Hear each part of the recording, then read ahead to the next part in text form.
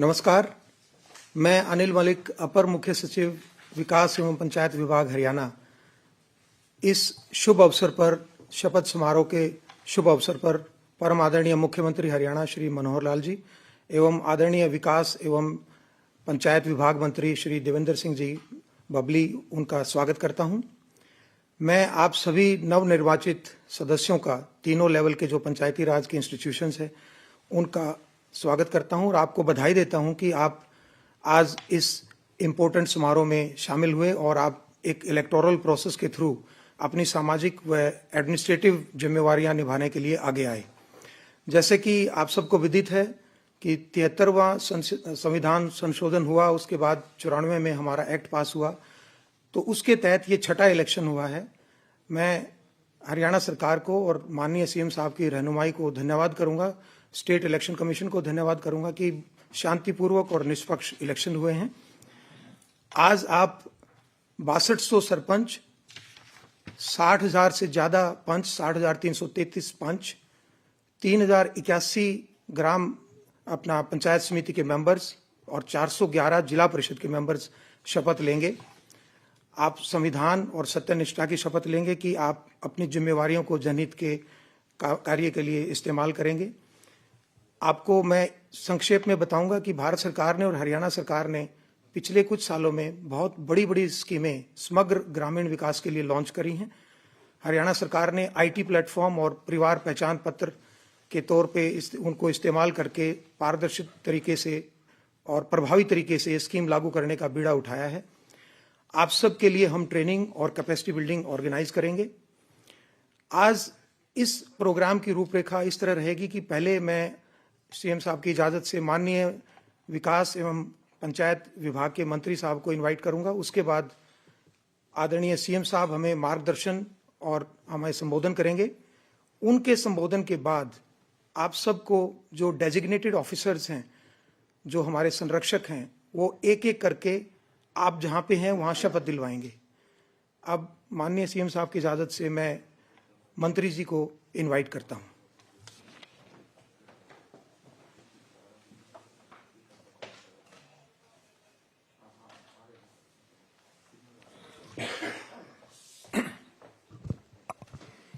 आज हमारे पंचायतों के ब्लॉक समिति सदस्यों के, जिला परिषद सदस्यों का शपथ समारोह में यहाँ हमारे हरियाणा प्रदेश के माननीय मुख्यमंत्री मनोहर लाल जी, हमारे डिपार्टमेंट के एसीएस PS2 हमारे सीएम साहब के, आज मैं सबसे पहले आप सभी आए हुए नवनिर्वाचित पंचों, सरपंचों, ब्लॉक समिति सदस्यों व जिला परिषद पार्षदों को आपकी जीत की बहुत बहुत बधाई देता हूं। जनता ने आप सभी को भरोसा किया और इस पद के साथ साथ आप पर विश्वास करके आपके ग्राम वासियों ने आपको एक महत्वपूर्ण जिम्मेवारी दी है। मुझे पूरा विश्वास है कि आप इस जिम्मेवारी को पूरा करने में पूरी तरह से सक्षम हैं। मुझे पूरा भरोसा है आप अपनी प्राथमिकता को सिर्फ शिक्षा, स्वास्थ्य, बिजली, पानी, सड़क तक सीमित न रखकर चौमुखी विकास तक ले जाएंगे। माननीय प्रधानमंत्री जी ने सशक्त पंचायत, सशक्त विकास के सपने हमारे प्रदेश के मुख्यमंत्री मनोहर लाल खट्टर जी के चौमुखी विकास की परिकल्पना और वर्तमान गठबंधन सरकार की प्रतिबद्धता को पूरा करने के लिए आप सभी पूरी लगन के साथ काम करेंगे। आप सभी अपने अपने क्षेत्र में एक छोटी सरकार के रूप में काम करते हैं और हमारा पहला कर्तव्य है अपने राष्ट्रीय ध्वज तिरंगे का सम्मान। हाल ही में पूरे देश में तिरंगा अभियान चलाकर हमारे पूरे देश और प्रदेश में घरों पर, गलियों में, चौराहों पर हमने तिरंगे को लहराया। इस मुहिम में बढ़ चढ़कर सभी हमारे देशवासियों ने और प्रदेशवासियों ने भाग लिया। मैं आप सबसे पहले आप शपथ लेने के बाद पहला कार्य करेंगे, जो भी हमारा तिरंगा कहीं आपत्तिजनक स्थिति में है, हम उसको साफ सुथरा करके आने वाले 26 तारीख को अपने अपने घरों पर लगाने का काम करेंगे। इस चुनाव में बड़ी संख्या में हरियाणा प्रदेश की हमारी सरकार ने नारी शक्ति को प्रतिनिधित्व जो दिया है। सरकार की नीतियों से बड़ी संख्या में शिक्षित प्रतिनिधि चुनकर आए हैं, जिनसे ग्रामीण विकास को नई गति मिलेगी। आप सभी सरकार की जीरो टॉलरेंस नीति को अपने गांव में पूरी तरह लगन के साथ लागू करवाने में प्रयास करेंगे। वह प्रदेश के विकास में अपनी अग्रणी भूमिका निभाएंगे। अगर आप सभी एक छोटी सरकार के रूप में पूरी ईमानदारी से अपने अपने क्षेत्र के लिए काम करेंगे तो मुझे पूरा भरोसा है कि शहरों की तर्ज पर हमारे गांव में खुशहाली और तरक्की आएगी। हरियाणा सरकार ने पंचायतों के सशक्तिकरण व सुशासन के लिए काफी प्रभावशाली कदम उठाए। हरियाणा प्रदेश वह का पहला राज्य है जिसने केंद्र सरकार की सांस्कृतिक स्कीम के तहत गांव को लाल डोरा मुक्त करके उनको अपनी प्रॉपर्टी का मालिकाना हक देकर उनको कार्ड वितरण करने का काम किया। जिला पार्षदों के वरिष्ठ राज्य प्रशासनिक अधिकारियों को सीओ का स्वतंत्र प्रभार दिया गया। राज्य में महिलाओं को सशक्त बनाने के लिए हरियाणा सरकार पंचायती राज संस्थाओं के में महिलाओं को प्रतिनिधित्व 33% से बढ़ाकर 50% कर दिया गया। इसी प्रकार पंचायती राज संस्थाओं में पिछड़े वर्ग के व्यक्तियों को पर्याप्त प्रतिनिधित्व भी दिया गया। ग्राम पंचायतों को अपने आय स्रोत बढ़ाने के हेतु हरियाणा सरकार ने कुछ अहम कदम उठाए हैं। जैसा कि ग्राम पंचायतों के क्षेत्र में स्थित अचल संपत्ति के ट्रांसफर पर जो स्टाम्प ड्यूटी लगेगी उसमें 2% का शुल्क ग्राम पंचायत के विकास के लिए पंचायतों को जाएगा। इसी प्रकार जो बिजली कंज्यूम गांव में होती है, जो उपभोक्ता बिजली कंज्यूम करते हैं, उस पर 2% सेस लगाकर गांव की डेवलपमेंट के लिए ये फैसला हमारी हरियाणा सरकार ने लिया। हरियाणा सरकार ने गांव में गंदे पानी का निजात, जो बहुत पुरानी समस्या पिछले लंबे कई दशकों से बनी हुई थी, वाटर मैनेजमेंट के तहत 3500 गांव को टारगेट लेकर इस पर एक पहला बड़ा कदम मैं हरियाणा सरकार का कहूंगा कि जिन्हें उठाने का काम किया और इससे हमारे गांव साफ सुथरे होंगे। प्रदेश सरकार ने यह निर्णय लिया कि ग्रामीण युवाओं और बच्चों के लिए प्रदेश में प्रत्येक गांव में हम ई-लाइब्रेरी और आधुनिक जिम लगवाए जाए, ताकि हमारे जो बच्चे हैं गांव में रहने वाले वो शिक्षित और स्वस्थ रह सके। और जो सुविधाएं महानगरों में मिलती थी, ये सरकार का बहुत बड़ा कदम है जो आज गांव के हर आखिरी छोर पर बैठे हुए परिवार तक पहुंचाने का सरकार ने संकल्प लिया। आप सभी को मैं बताना चाहूंगा कि ग्राम दर्शन हरियाणा सरकार की तरफ से व्यापक, सहभागी, पारदर्शी और जवाबदेह पहल की है। निर्वाचन प्रतिनिधियों, सरकार और ग्रामीण निवासियों के बीच संबंध स्थापित करने के लिए यह महत्वपूर्ण कदम है। वेब पोर्टल पर परिवार पहचान पत्र के सफल परिणामीकरण के बाद ग्रामीण निवासी अपने ग्राम पंचायत से संबंधित मांग, सुझाव और शिकायत ग्राम पोर्टल पर दे सकते हैं। इस पोर्टल के द्वारा गांव के व्यक्ति सरकार से सीधा अपनी विकास कार्यों से संबंधित मांग और सुझाव भी रख सकते हैं। हमारा विभाग HIRD के माध्यम से आप सबको 3 दिवस का प्रशिक्षण उपलब्ध कराया जाएगा, जिसके आपको पंचायती राज एक्ट अथवा विभिन्न सरकारी योजनाओं की जानकारी दी जाएगी। आपको अपने कर्तव्यों और दायित्वों के बारे में बताया जाएगा। आपसे अपेक्षा रहेगी कि आप अपने कर्तव्यों का निर्वहन सच्ची निष्ठा तथा पंचायत राज एक्ट विभिन्न सरकारी योजनाओं के नियम अनुसार करेंगे।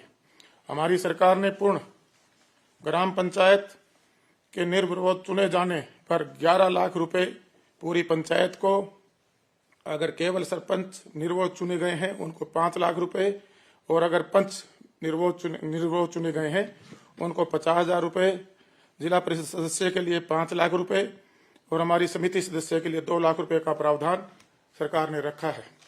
मुझे पूर्ण विश्वास है कि हमारी शिक्षित, सक्षम व समर्थ पंचायती राज संस्थाएं भारत व राज्य सरकार की योजनाओं को पूर्ण रूप से लागू करते हुए सशक्त विकास के लक्ष्यों को प्राप्ति में पूर्ण भागीदारी सुनिश्चित करेंगी। एक बार मैं पुनः जितने भी पंचायत प्रतिनिधि, पंच, सरपंच, ब्लॉक समिति सदस्य और जिला परिषद सदस्य आए हैं, आपके आने वाले समय के लिए आपका उज्जवल भविष्य हो, और आपको मैं बधाई देता हूं, आपको धन्यवाद देता हूं और आप और हम सब मिलकर एक टीम के रूप में हमारे इस हरियाणा प्रदेश को आगे ले जाने का काम करेंगे। धन्यवाद। धन्यवाद सर। अब मैं परम आदरणीय मुख्यमंत्री हरियाणा श्री मनोहर लाल जी को इनवाइट करूंगा कि सर आप हमें अपना शुभ संदेश व मार्गदर्शन दें।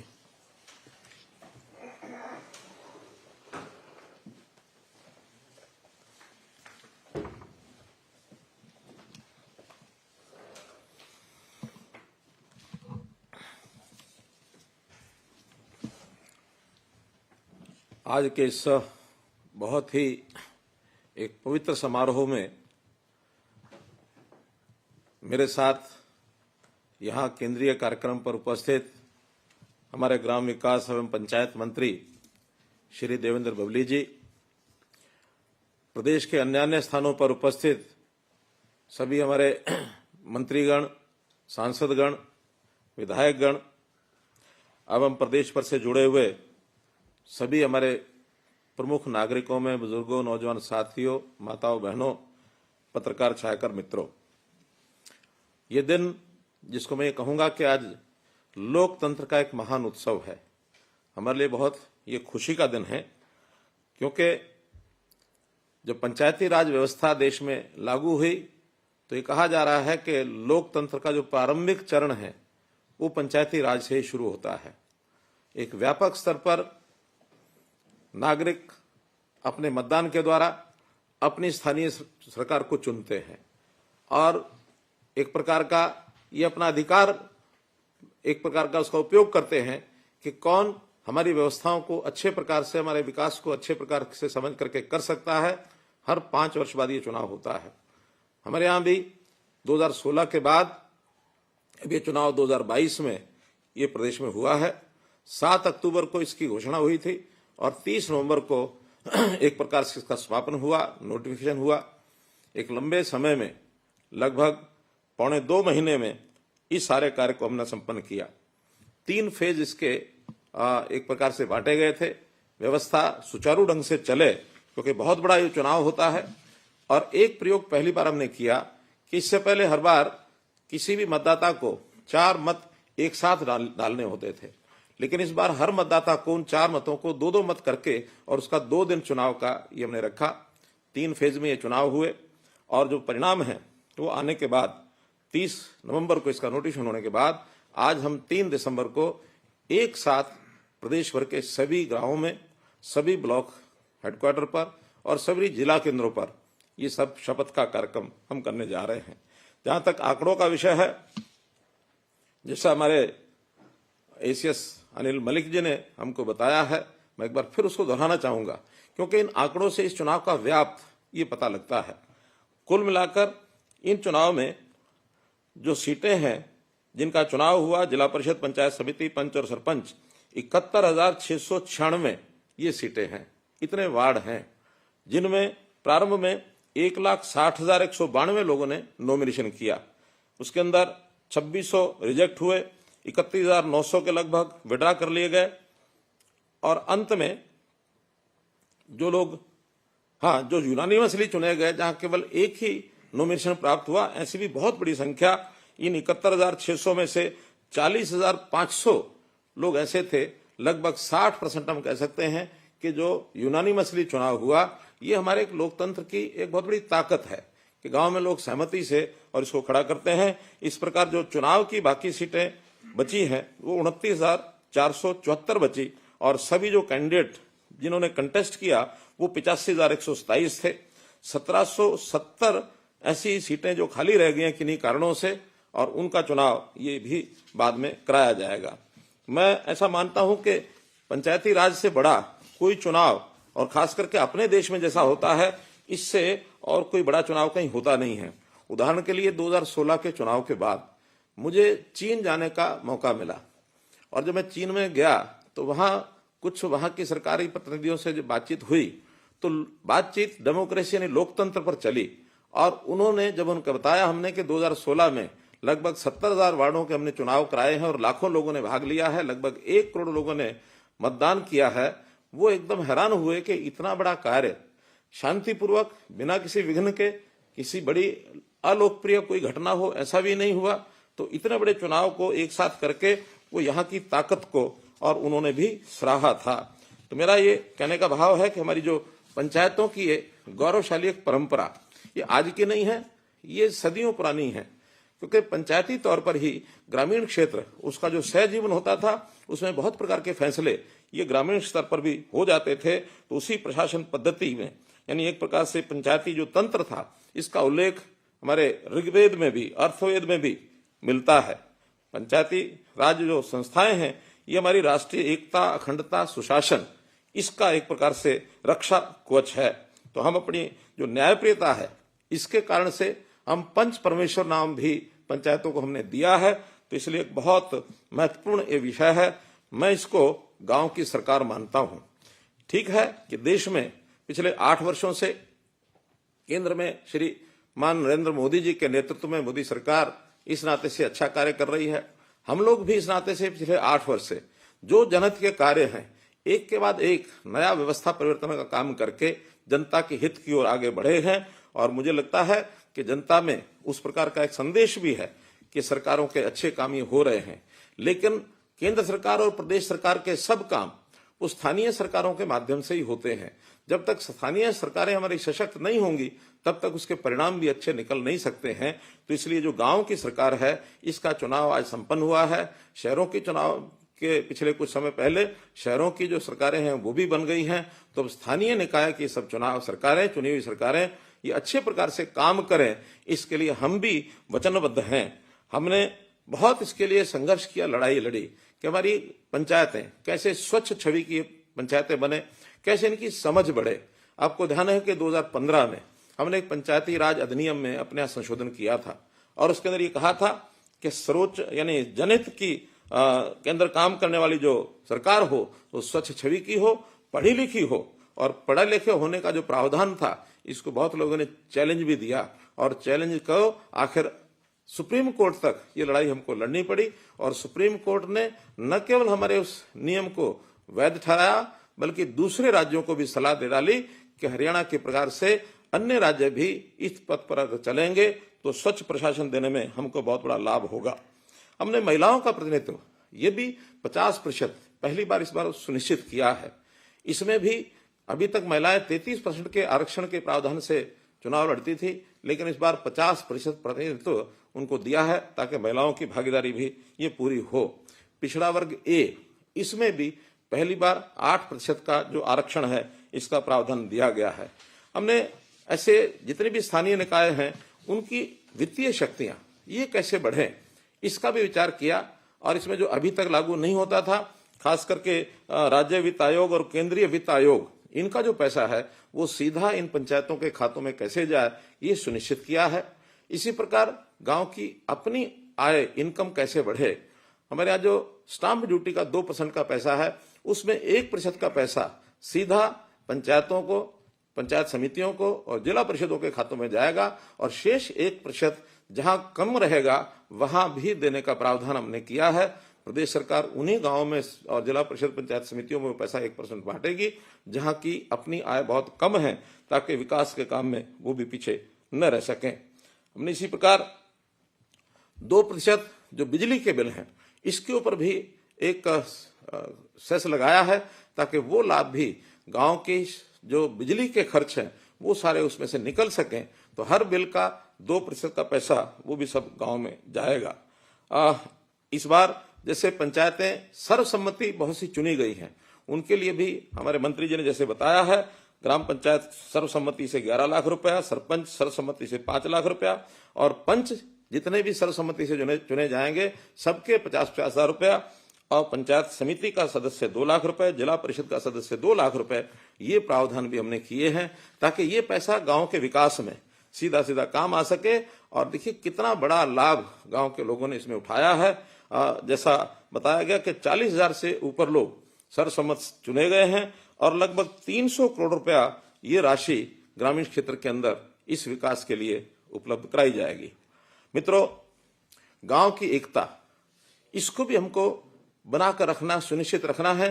सामान्यतः पंचायतों के चुनाव में या कोई भी चुनाव हो, उसमें कुछ गुटबंदी भी सामने कभी कभी आ जाती है। अच्छी बात तो यह है कि 60% सर्वसम्मति से होने के बाद शेष 40% जो पंचायतें हैं उनकी ही ये चिंता का विषय हो सकता है। हरियाणा में हम सारे समाज को एक करके जैसा देखते हैं, बिना किसी भेदभाव के, कहीं से भी किसी भी पार्टी का, किसी भी विचारधारा का कोई विधायक चुन के आता है, हम वर्ष भर में अथवा 5 वर्ष के जो विकास कार्य हैं बिना किसी भेदभाव को वहां करते हैं। मेरा यही एक निवेदन आपसे रहेगा कि हम भी अपना जो चुनाव क्षेत्र है, चाहे वो पंचायत का, सरपंच का पूरा गांव होता है, बाकी सबके अपने अपने वार्ड होते हैं, अब आगे चल करके जिला परिषद पंचायत समितियों में चेयरमैन, वाइस चेयरमैन बनेंगे, उनका भी पूरा क्षेत्र, वहां की जनता उन सबको अपना परिवार माने और परिवार मान करके ही हम सबकी सेवा के भाव से और ये काम कर सकते हैं। सेवा का भाव ये मेरा एक दायित्व है, ये मेरा एक धर्म होना चाहिए। चुनाव होने के बाद मैं सभी का प्रतिनिधि हूं, न कि केवल उन लोगों का जिन्होंने जो वोट दिया है, नहीं दिया है। मैं प्रतिनिधि पूरी जनता का, पूरे क्षेत्र का हूं, इसलिए वहां के विकास के लिए, उनके हित के लिए लगातार संघर्ष करना ये मेरा दायित्व है। हमने सरकार से बहुत सी ऐसी योजनाओं का भी आगे बढ़ाने का काम किया है जिससे गांव का विकास हो सके। ऐसा कहा जाता है कि यानी विचारों के नाते, संस्कारों के नाते ग्रामीण क्षेत्र की जो आत्मा है वो बलशाली होती है और विकास के नाते अभी तक माना जाता है शहरों का विकास ये शायद ज्यादा होता है, लेकिन हम उस दिन को बहुत जल्दी प्राप्त करेंगे जब गांव का विकास भी शहर के विकास के बराबर हो जाए। हमारा लक्ष्य है कि सबको रोटी, कपड़ा और मकान, शिक्षा, स्वास्थ्य और सम्मान, ये आवश्यकता सबकी पूर्ण होनी चाहिए। इस नाते से बहुत से काम ये हमने किए हैं। कुछ काम जरूर मैं गिनाना चाहूंगा, जैसे हर चुनी हुई जो हमारी संस्था है, ग्राम पंचायत है अथवा पंचायत समिति अथवा जिला परिषद है, इन सब के लिए अपने कार्यालय होने चाहिए। ग्राम सचिवालय की कल्पना हमने कुछ वर्ष पूर्व प्रारंभ की थी। बहुत गांव में स्वतंत्र ग्राम सचिवालय बन गए हैं और उन ग्राम सचिवालयों में ग्राम पंचायतों की बैठकें ये होनी शुरू हो गई हैं। जिला परिषदों के भी कार्यालय बहुत जगह बन रहे हैं, जहां शेष बचे हैं वो भी सब बन जाएंगे। पंचायत समितियों का भी कार्यालय का व्यवस्था कोई ना कोई हमारे जो अधिकारी हैं वो जरूर करेंगे। और हमारे मन में ये भी इच्छा है कि जैसे भले जिला परिषद अथवा पंचायत समिति में ही अभी प्रारंभ में लागू कर सकते हैं कि केवल बैठकें, छोटी छोटी बैठकें करने के बजाय वहां सेशन चलाए जाए। 1 दिन का सेशन, 2 दिन का सेशन, जैसे प्रदेश सरकार के सेशन होते हैं, विधानसभा के सेशन होते हैं, लोकसभा के सेशन होते हैं, तो हम जिम्मेवारी के साथ अच्छे काम करने की योजना बनाने के लिए, अच्छे प्रस्ताव पारित करने के लिए जिला परिषद और पंचायत समितियों में सेशन 1 दिन के, 2 दिन के, 1 से अधिक बैठकें करके ये चला सकते हैं। जहां कहीं सत्ता पक्ष विपक्ष अगर कोई ग्रुप बन भी जाते हैं तो भी सबको साथ लेकर के और ये काम हमको करने चाहिए। तो इस प्रकार से संचालन ये नियमित हो, उसमें प्रस्ताव पारित किए जाए और जितने भी संबंधित कर्मचारी और अधिकारी वो उसमें पूरा सहयोग करें। निश्चित रूप से करेंगे भी सही, ऐसा मेरा मानना है। हमारे ग्रामीण क्षेत्र के अंदर लाल डोरा की बात जैसा बताई गई है, लाल डोरा समाप्त करके लोगों को एक सुविधा मिली कि सबकी प्रॉपर्टी का रिकॉर्ड अब रेवेन्यू डिपार्टमेंट के अंदर आ गया है। सुविधा से उसको कहीं ट्रांसफर करना है, कहीं बिक्री करनी है अथवा बैंक के माध्यम से उसको लोन लेने की व्यवस्था उसको होनी चाहिए, इसका उपयोग करना है। कोई भी विषय और जो मेरी प्रॉपर्टी है जिसका मालिकाना हक मुझे मिल गया है तो उससे हमारा एक प्रकार से एक गर्व भी हमको होता है कि हमारे नाम से एक प्रॉपर्टी ऐसी वो हो गई है। इसी प्रकार गांव में हमने लाइब्रेरीज खोलने की भी व्यवस्था ऐसी सोची है। बहुत गांव में खुली है लेकिन और अधिक गांव में खुले, इसकी योजना भी हमारा ग्राम विकास मंत्रालय, हमारे मंत्री देवेंद्र बबली जी उसके लिए पूरा प्रयत्नशील है कि ज्यादा से ज्यादा गांव में लाइब्रेरीज खोलें। पार्क कम व्यायामशाला ये हमने बनाई है। 2 एकड़ के ऊपर लगभग 550 ऐसी पार्क कम व्यायामशालाएं बन चुकी हैं। इस वर्ष का टारगेट जो 1000 पार्क कम व्यायामशाला का है उसके लिए योग शिक्षक, योग सहायक इनकी नियुक्ति हो गई है। इस काम को भी हम आगे बढ़ा रहे हैं और वहीं पर साथ में वेलनेस सेंटर्स खुले। प्रधानमंत्री जी की एक बहुत महत्वाकांक्षी योजना है कि लोगों को बीमार होने से बचाया जाए। बीमारी के बाद इलाज कराना भी दायित्व हमारा है, लेकिन आखिर व्यक्ति बीमार न हो, अस्वस्थ न हो, ये उससे पहले का दायित्व है। तो वेलनेस सेंटर्स के माध्यम से इस प्रकार की व्यवस्थाएं की जाएंगी। गांव के अंदर शिवधाम योजना ये हमने बनाई है। हरे गांव का शमशान घाट, वहां का कब्रिस्तान, उसका विकास ये किस प्रकार से कराया जाए, ये योजना भी बराबर चल रही है। इसी प्रकार गांव का जो तालाब है, इस तालाब की व्यवस्था कैसे ठीक हो, हमने तालाब authority of Haryana pound authority of Haryana ये बनाई है ताकि प्रदेश भर के 18,000 तालाब, इनकी व्यवस्थाएं ठीक हमको करनी है। ये काम भी बहुत तेजी से ये सब चल रहा है।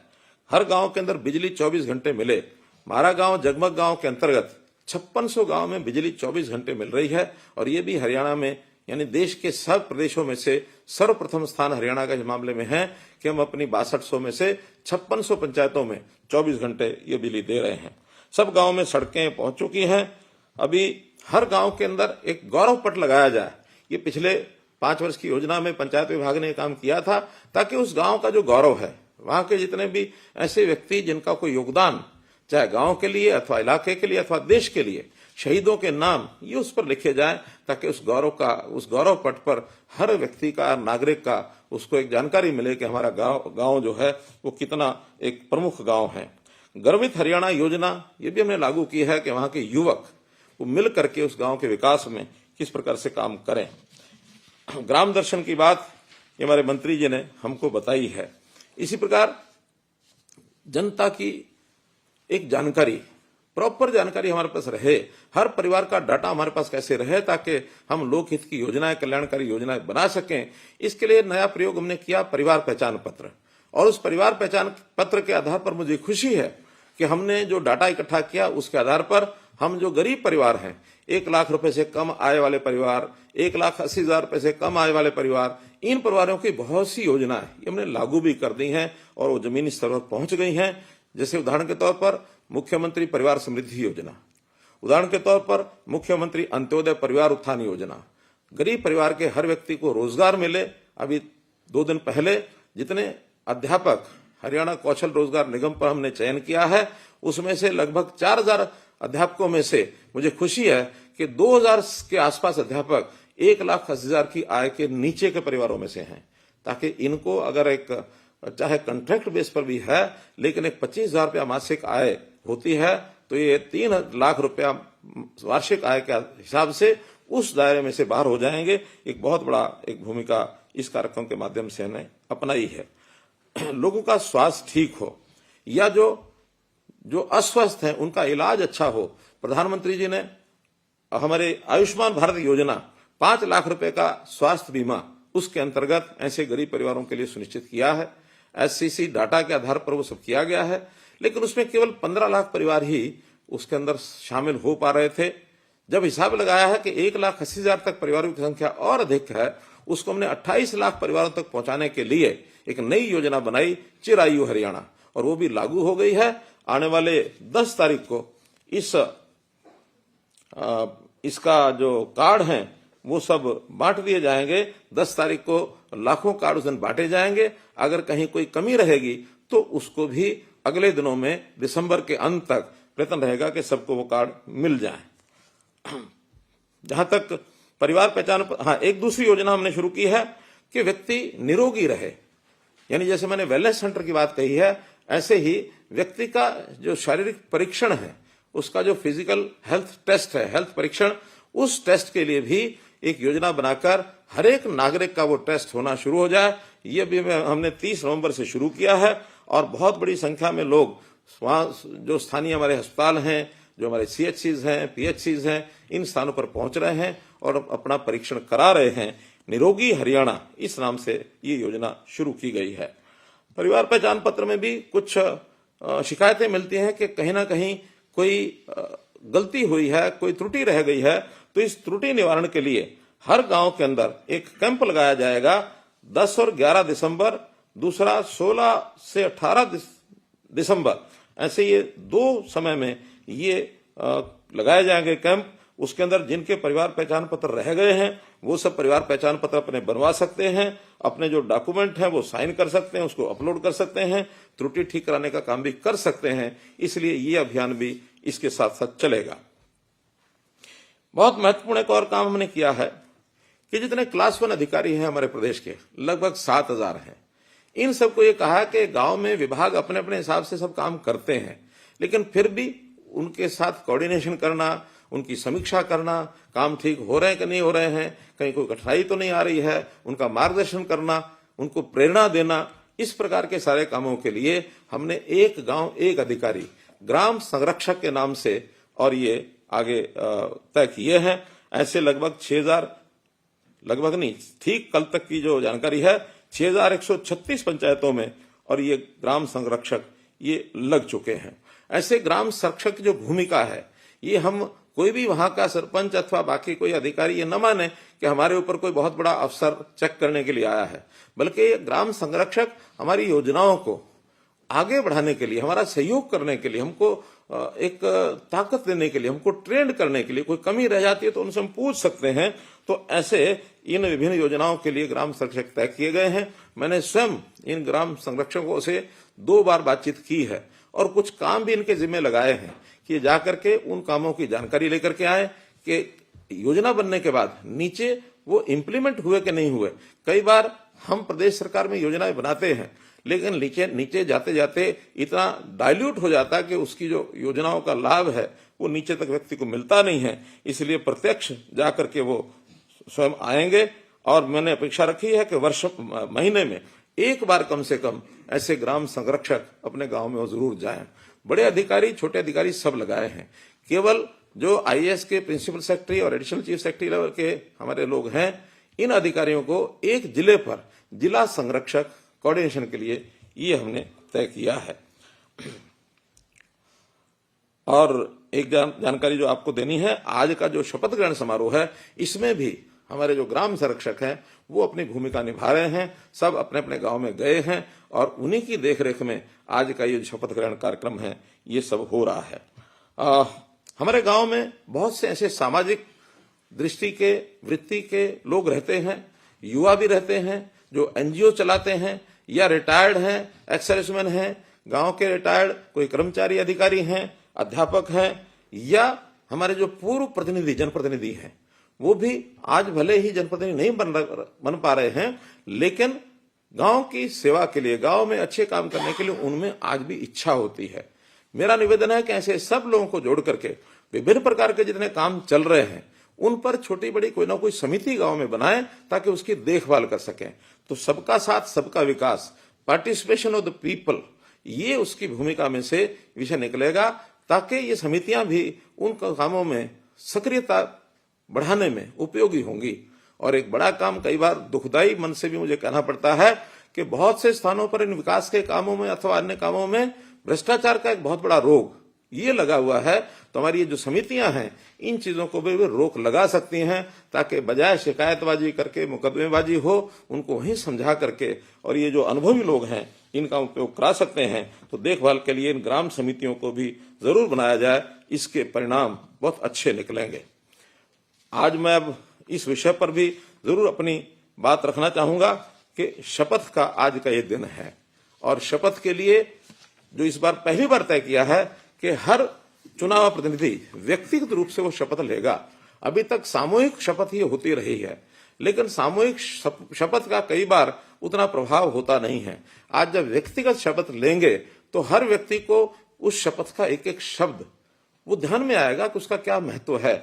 उस शपथ में संविधान की बात भी कही गई है, अपने कर्तव्यों की बात भी कही गई है, सत्यनिष्ठा की बात भी कही गई है, और भय और पक्षपात के बिना और स्नेह और वैमनस्य के बिना मैं संविधान और विधि के अनुसार कार्य करूंगा। ये बहुत बड़े पहलू हैं। इन सब पहलुओं पर चुनाव प्रतिनिधि अगर मन में एक धारण करता है कि मुझे सेवा का काम करना है, अपने लोगों के लिए काम करना है, अच्छा काम करना है, कोई गलत काम नहीं करना है, तो बहुत बड़ा संस्कार ये सब लोग लेकर के चलेंगे, तो निश्चित रूप से उसका एक एक शब्द ये हमारे मन पर असर करने वाला है। इसको हम सब मिलकर के और आगे बने।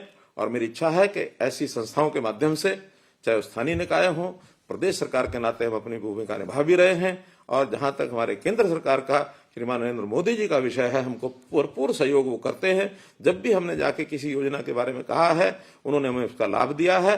बल्कि बहुत सी हरियाणा की योजनाएं तो ऐसी हैं जो उन्होंने स्वीकार करके और दूसरे प्रदेशों में भी लागू की हैं। इस सारे अच्छे वातावरण में मैं ये अपेक्षा करता हूं और आपसे भी आग्रह करता हूं कि अपने कर्तव्य को अच्छे प्रकार से निभाते हुए और हरियाणा को एक अग्रणी राज्य, न केवल देश में बल्कि दुनिया में इसकी चर्चा हो, ऐसा हरियाणा एक अग्रणी राज्य बने। आपको पुनः चुने जाने पर बहुत बहुत बधाई, बहुत बहुत शुभकामनाएं करते हुए आगे के कार्यक्रम के लिए इतना ही आग्रह है कि जितने भी जनप्रतिनिधि वहां हैं उन सबकी शपथ का कार्यक्रम संबंधित अधिकारी एक एक करके शपथ का कार्यक्रम कराए और शपथ पत्र पर हस्ताक्षर अवश्य करें।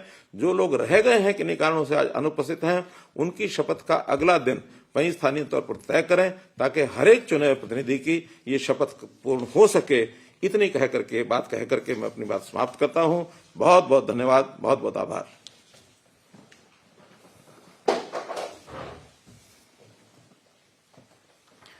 धन्यवाद सर, आपने जो मैसेज दिया है, जो हमें संदेश दिया है सर विभाग की तरफ से और चुने हुए प्रतिनिधियों की तरफ से सर मैं विश्वास दिलाता हूं कि हम उस पर खरे उतरेंगे।